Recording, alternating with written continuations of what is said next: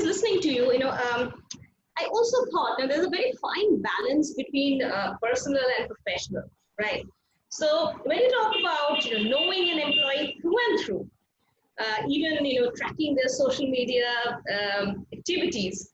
So isn't that like a sort of a breach of privacy? Say, for example, a person has a personal setback, very personal in nature. He might not want to discuss it in a professional setting.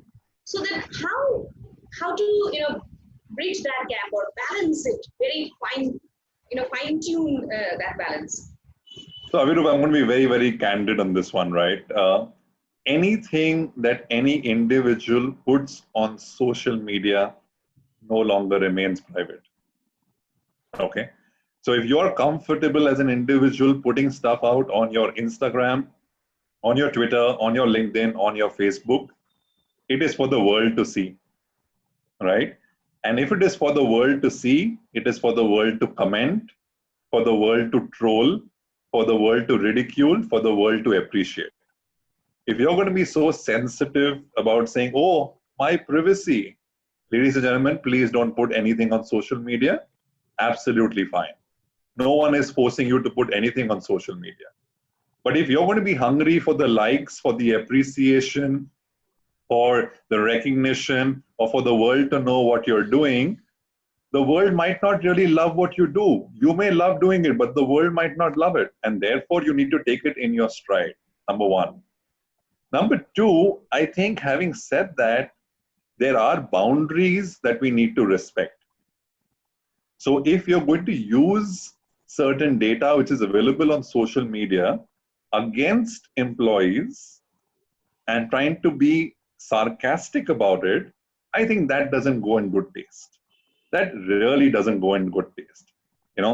We've all heard of this. Many managers track their team members on social media and say, अच्छा, तुम्हें time मिला weekend को खंडाला जाने के लिए, बहुत मजा करके आया, but ये रिपोर्ट तुमसे नहीं बना, right?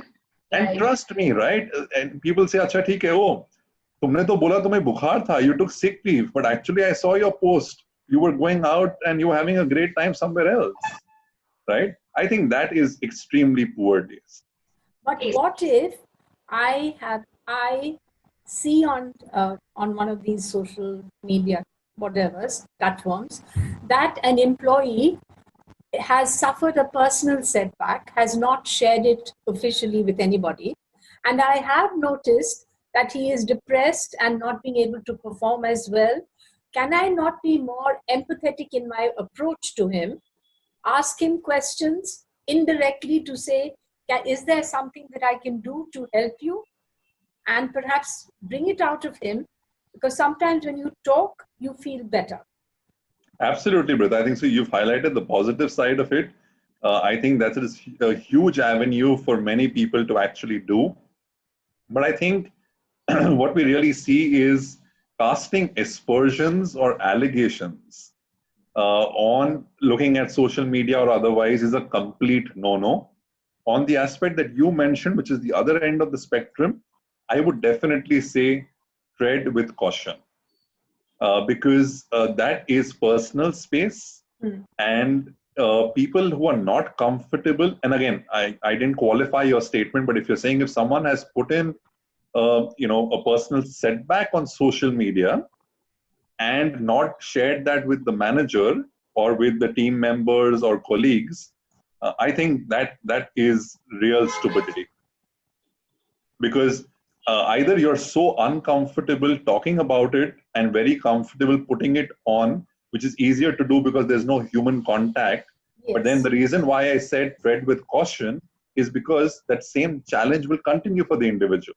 Because if I am not Brita, just say if you're my boss, if I am not comfortable coming and telling you that, Brita, I've had a personal setback and therefore maybe the next 1 week, I won't be at my optimum level of performance, and please be slightly comfortable or soft on me.